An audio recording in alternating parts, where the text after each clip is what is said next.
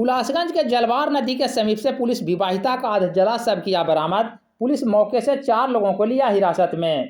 दरअसल मामला हुलासगंज थाना क्षेत्र के नंदन बिघा गांव का है, जहां एक विवाहिता के हत्या कर शव को जलाने का मामला प्रकाश में आया है। इस संदर्भ में पुलिस मायके वाले के सूचना पर त्वरित कार्रवाई करते हुए जलवार नदी के समीप विवाहिता का अधजला शव को बरामद किया है।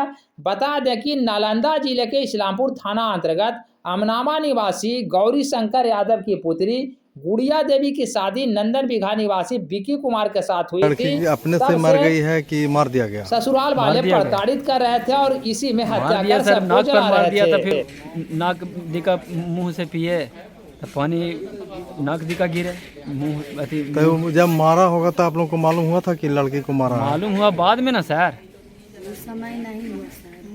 जैसे उसको देह शरीर में दिक्कत होने लगा था ना, जानकारी हुआ। पहले से हम लोग तो जानिए रहे थे कि अपना रह रहा है। कोई बेटी भी आए तो अपन घरे रह